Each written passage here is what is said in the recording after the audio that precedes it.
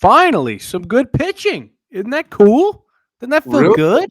10 Really? Ks. A lot of Ks. Really good pitching from someone not named Alec Manoah. That was an awesome game, pretty much through and through. Ben and I will give you our thoughts on that game. We'll revisit Jays potentially making the All-Star game, and we'll play a little game of over-under going into the rest of this series and the rest of the season, perhaps. It's all on Locked On Blue Jays, and it's right now. You are Locked On Blue Jays, your daily Toronto Blue Jays podcast. Part of the Locked On Podcast Network, your team every day. Welcome to Locked On Blue Jays. I'm Matt Bonaparte. That's Ben Shulman. Thanks for making Locked On Blue Jays your first listen every day. We are free and available wherever you get your podcasts. And today's podcast is brought to you by Blue Nile. Make your moment sparkle with jewelry from BlueNile.com. And Locked On Sports listeners get $50 off purchases of $500 or more. This podcast exclusive includes engagement. Use code LOCKEDON at checkout. So the Jays win a pretty big game against a pretty big rival at this point in the season, 7-2 over the Red Sox at the Rogers Center. A massive game considering that the Jays and the Red Sox are so close in the standings. After this one, the Jays just half a game back of Boston in the AL East standings. They've got third place right now. Of course, they'd like at least second place and eventually first place, but chip by chip, brick by brick. The big takeaway here for me, and I think for you and for everybody else who watched this game, is that finally Toronto gets a start from a guy who's supposed to be ace caliber. That's ace caliber. Listen, Kevin Gausman is a guy who's supposed to be fantastic. And he really was to begin the season. He had a couple starts where he looked human. And then today, once again, 7 innings, 4 hits, couple walks, but 10 strikeouts, as I just mentioned. That's really exciting to see, and something I've said on this podcast before a lot that I'll continue to say because it's true, is a guy like Kevin Gausman or Alec Manoah can do it too, and Barrios has even done it on occasion. For someone to go out and put a performance like this on the field is incredibly helpful for the rest of the staff. Kind of puts everybody back on track after you get a couple really tough starts from Kikuchi and Barrios back to back. You get Gausman to go out on the home field in front of the home crowd against a division rival in Boston and just shut them down. That's huge for confidence. It's massive, and this is an offense that was hitting about as well as anyone was in the American League coming into this game. So to shut them down especially was impressive. He was using everything tonight. It was a complete start, and it really looks like his last start where he went slider heavy is paying a lot of dividends because they were not on the splitter nearly as much as teams were before. Maybe it's a tipping pitches thing that he figured out too. Whatever it was, it looked exactly like beginning of the year Gausman, just dominating. And with that, I mean, obviously it's pretty much all Gausman, but when do you think the last time was the Blue Jays got 2 runs allowed or fewer in a game out of their staff? Oh, that's a good question. The Tigers series? So one game after the Tigers series, the first game of the Baltimore series, they won 11-1. They did it twice in the Tigers series too, and they were on a streak where then the pitching staff was doing really well. For 2 whole weeks, they gave up at least 3 runs, and most of the time, all the time, even more than 3 runs actually, they at least gave up 4 runs in every game since then. So to get a full game of really solid pitching was great for the Blue Jays. Not to have some sort of late slip up or make the game close when you don't need to at the end either. Just really good overall. And then obviously on the other side, the offense was all around pretty nasty. Yeah, the offense was fantastic. You kind of get production from everywhere, and Vlad hit that home run, which was pretty exciting. That was just a line drive laser shot dead center, which is always fun to see. And Springer back in the swing of things as well, putting bat on ball, driving in runs and scoring too. Yeah, the offense was fantastic. And this is something we've talked about a lot, that you kind of have to have that trifecta, the holy trinity of the starting pitching, the offense, and the relief pitching kind of all need to be there to win games, especially against good teams. And we saw that today. Outside of Sean Anderson, who got called up literally today or yesterday or something, he gave up 2 runs. But outside of that, Gausman, of course, was fantastic. David Phelps comes in for a really solid shutout inning. Anderson struggles a bit, but gets out of it. And the offense was really, really fantastic. So you had everything firing on all cylinders. And finally, the Jays get back to what looks like contending baseball. I mean, over the last couple series, it just seemed so much like they were just stringing it along, like they were barely scraping the bottom of the barrel. And I think coming home definitely helps being in front of the home fans, because that was what, Chicago to Milwaukee back to back, right? With one off day in between. So you get to come back home to the fans. And we talked about it in the last episode back on Friday that it was back on, well, yesterday, actually. Sorry. Yes, Um, yeah. that it's a little nerve-wracking that you have to go play Boston, because Boston was so hot coming into this series. They won 7 straight coming into this one, or something like that. And they were just fantastic. So you kind of thought that they could have been a buzzsaw. You just run into a team that's so hot, who's just going towards the top of the division. In June, I think they were 18-4 coming into tonight or something absolutely ridiculous. So for Jays fans, this is not like a lowly win. This is a huge win, and one that has playoff implications written all over it. Yep, and it's really a big one in terms of trying to win the series. Now you got Stripling coming up in today's game, and then Manoah in the series finale. So that's pretty massive in terms of having a Manoah versus Pivetta game, even though Pivetta's actually pitching a little bit better than when we were ragging on him early in the year. Just back to the offense quickly. I mean, I forgot we did that to poor Piv. Yeah, we did. We got on Piv, but he spurred a game. Everyone in the lineup got a hit except Espinal, who got screwed again. Just cannot believe how umpires feel about him. And if we're doing an early look for our hype trains and our scaries, your scary Devers had a double today, even though he kind of lucked into it. Only extra base hit. That was a wild double. Boston. And then my scary Vasquez went 2 for 4. Your hype train's Manoah, so he isn't gone yet. But my hype train, Chapman, hit a 2-run nuke. So pretty good start for us, gotta say. How did Vasquez do? Vasquez went 2 for 4. Yeah, wow, look at that. And they lost, so that breaks my statistical theory of him playing well when they win. Yeah, pretty good game. Now I will read a beautiful ad from one of our wonderful, wonderful sponsors.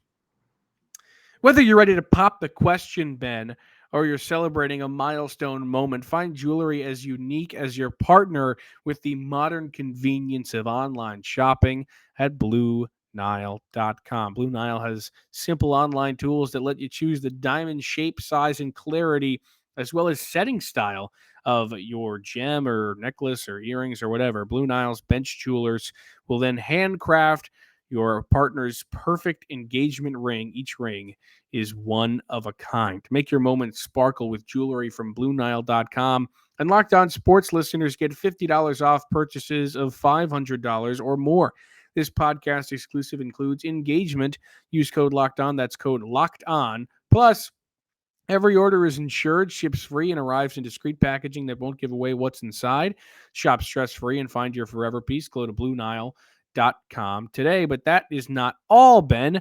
We're also talking auto parts. With the ever-increasing numbers of makes and models, it's now impossible for your local chain auto parts store to stock all the parts you need. Why endure often pointless or seemingly intimidating questioning like, is your Odyssey an LX or an EX? And wait while the person behind the counter orders the parts on their computer, choosing the only brand their warehouse happens to carry? You have computers with access to rockauto.com at home and in your pocket. Save time and money when using Rock Auto. Rock Auto is a family business serving do-it-yourselfers for over 20 years, and they've got prices that are reliably low for every customer. Go to rockauto.com right now and see the parts available for your car or truck. Right, Locked On in the How Did You Hear About Us box so they know we sent you. Amazing selection, reliably low prices, all the parts your car will ever need. RockAuto.com. All right. It's time to check back in on our All-Stars, who we think are going to make it. Because while we're recording this on Monday, it's coming out on Tuesday, which marks 3 weeks until the All-Star game. So we're just going to throw some names out there. And I don't remember who we deemed good and bad last time, but we'll feel pretty confident in our assertions, I think, at this point, being this close to the All-Star game. So Yeah, we actually can give an update on numbers, so that's kind of exciting. okay. Yeah. You want to just So, go around the diamond?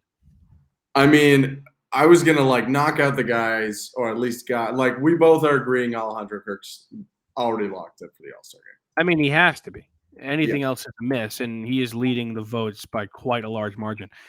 He's currently at 1.8 million votes, and Jose Trevino is like 400,000 votes behind him, or 600,000 votes behind him. So I think he's got it locked up. Is there anyone else who you think is a lock? I think Vlad's a lock. I also agree that Vlad's a lock. Vlad has over 1 million votes, and the next highest is like 700,000 with Ty France. How do you feel about Vlad being a lock?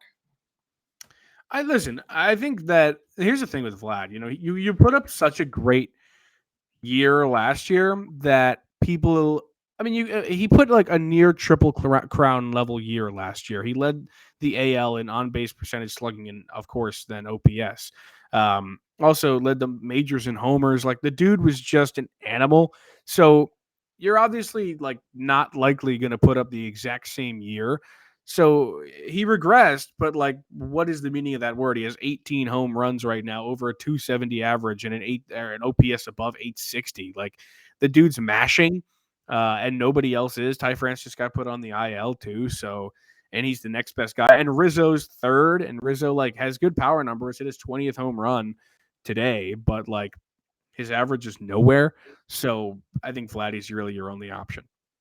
Yeah, when that whole the MLB_nerds account was saying Canada's voted too many people in, and they were like, vote in this guy to replace this guy and this guy to replace that guy, and there was their example for Vladdy was vote France in instead, and I do think both of them should be all-stars, but I do think people are overhyping France a little bit. Like he's hitting for a much higher average than Vladdy with way less power. He's good. He should be an all-star, but if Vladdy's starting over him, makes sense. Not crazy. Yeah, it's not crazy. Yeah. He's just having a really big year, and Vladdy's having, like you said, a regressed year from last year. Who else are we looking at? What I find really interesting is that Santiago Espinal is pretty high up there. He's currently second in terms of second baseman, I think. Yeah, I believe you're correct. Hold on, let me find that. Yes, he's second in terms of second baseman, just behind Altuve. He's just ahead of Andres Jimenez.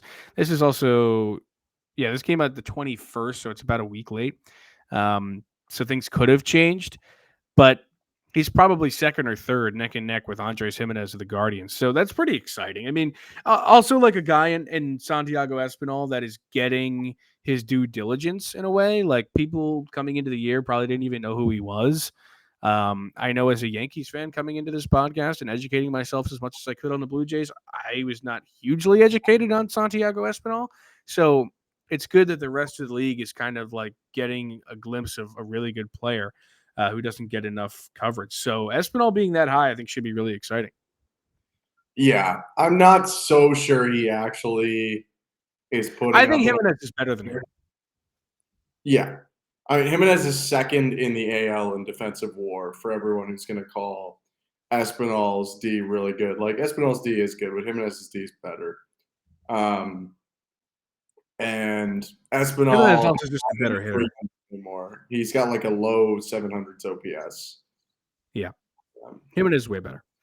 I assume that I think Jimenez will take over in terms of votes. I don't know what they take in terms of reserves.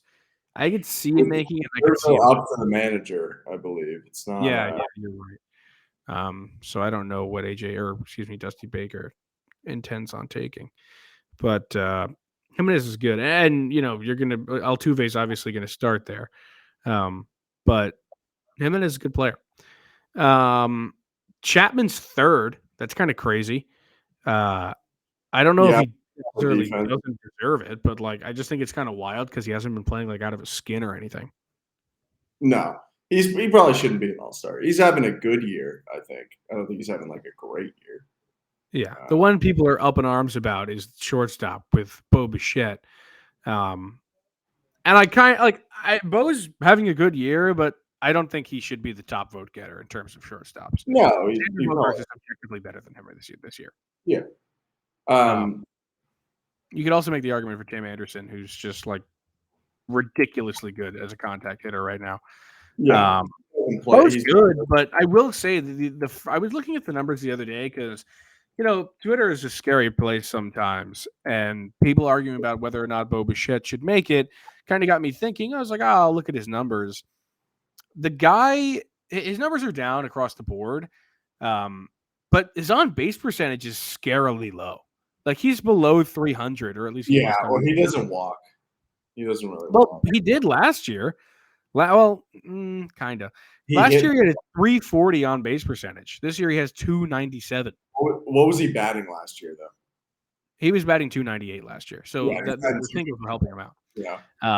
If he jumped 40 in average this year, he'd be up at 340. Yeah. On base. But I kind of agree there. I think he should be the third vote getter, not the top vote getter. Yeah.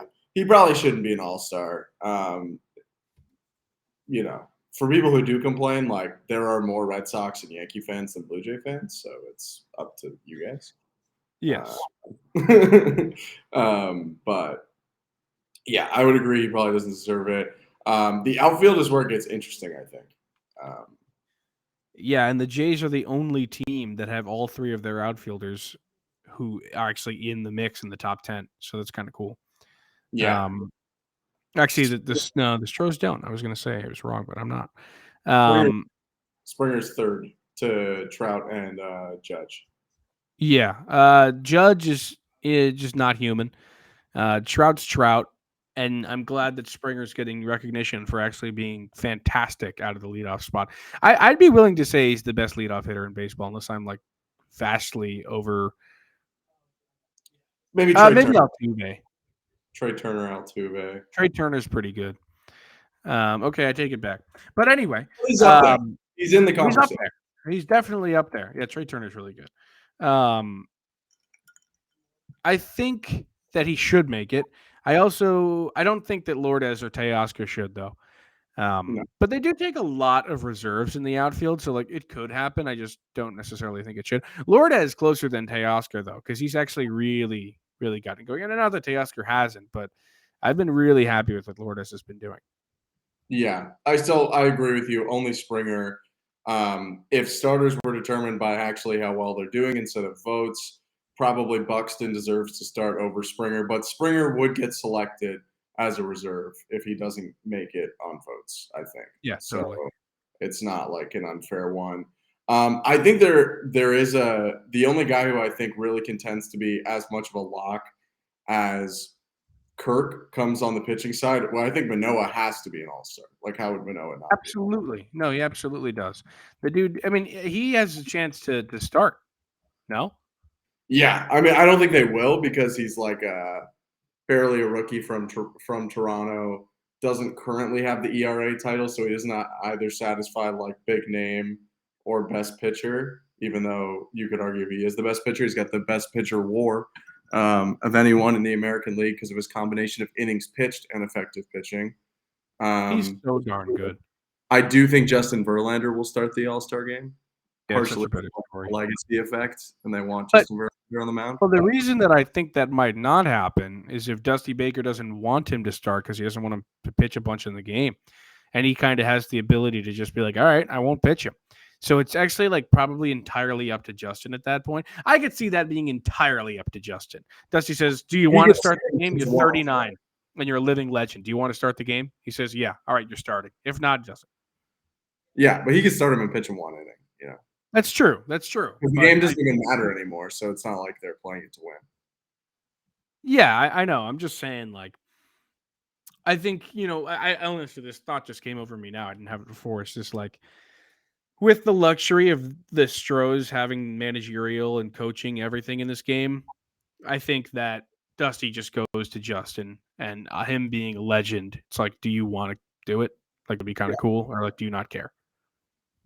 Yeah. So, who knows?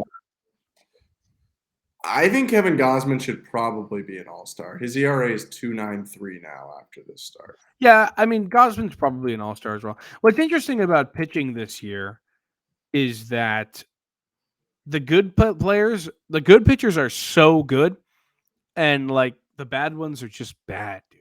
Like, there's not a lot of in between this season. It's either everybody's like really fantastic or like you're really bad. There's not a lot of middling ground this season. So I think Gausman should make it as well because he's been able to kind of ward off the latter half of that. And he's also just been great. And I also love that he was able to kind of get over the hump of where he was a little human. And he's just right back on it against Boston tonight. Yeah, I think like he'll have live. He has like the 9th best ERA in the American League, and he's pitched a lot more innings than some of the other guys that are around there. Last one, which is a somewhat controversial one, he's still the leader in saves in the American League, Jordan Romano. I don't care. He shouldn't make it. I kind of lean. I do think people care more about saves than you do, but I only care a little bit more about saves than you do. It's such a dumb stat. And yeah, I don't think he's quite pitched well enough. I think if he had a really commanding lead in saves, that'd be one thing. But he's tied with Clase, and like Hendricks is 1 behind him, and Presley's 2 behind. So he's also just like he's been good in certain spots, but he's also just like not been good in others. He's like he's been good. Like I'm happy he's on Toronto and he's a good closer, but he's not like top 2. Yeah, I would agree with that. But I don't like closers with good numbers on bad teams. So I hope that we don't get that because I don't think there's any pressure on a guy on a bad team, really. Or there's less, at least, But what do I know? We're just out here trying to guess who's in the All-Star game. If you want to maybe place a bet about that, I would imagine, but cannot confirm, that betonline.net is the place where you should probably go. BetOnline.net has all your betting needs at sports info. You can find all the latest sports developments, league reviews, and news, including this year's NHL playoffs and Major League Baseball. BetOnline is your continued source for all your sporting wagering information, including live betting, esports, and scores. And BetOnline remains the best spot for all your sports scores, podcasts, and news this season. It's the fastest and easiest way to check on all your favorite sports and events, including MMA, boxing, and golf. Head to the website today or use your mobile device to learn more about the transaction. BetOnline, where the game starts. Woo! It's over-unders time, baby. We call this the prop factory or something. Fizz forensics. This is where Ben or I give fake betting lines. They're fake. They're fictional. They ain't real. And we usually an over-under, and we decide our answers to them for your enjoyment. The first of which, Benjamin, Alek Manoah takes the bump in this series tomorrow or today if you're listening to on Tuesday, which you almost exactly are. Alek Manoah, very good. Does he have 6.5 over-under strikeouts in him? So I fed you bad information. Alek Manoah pitches Wednesday. He pitches Wednesday. So would you like to stick with the Manoah line for the Wednesday game? Yeah? Yeah. Okay, so what is it, 6.5 strikeouts, you said? Yep. I'll pop that over. Some big swingers on the Sox. I feel like Manoah can take advantage of that. I like him to get 7 strikeouts. Yeah, I like him too. The line was going to originally be 7.5, so I was going to say, can he push it to 8, which might have been a little bit easier to say under. But I'm going to take over as well because I was originally going to say 7.5. All right, second line, Jays homers in the series remaining 3.5. Do they hit 3, 4, 5? I'm going to go under. They already hit 3 in this first game. Betting on them to hit 2 a game for the next 2, I feel like is a little bit much because Michael Wacha's been pitching really well, and he's the starter today, the day you're listening. So I'm going to say under, but I do think 3.5 is a good line because I'm teetering right between 3 and 4. Okay.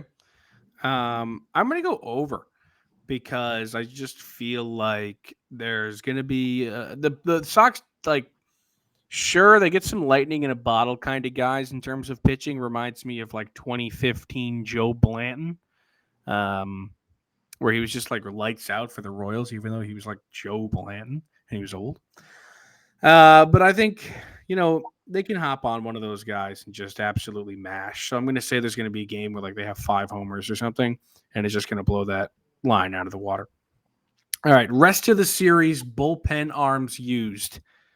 The line is set at 5.5.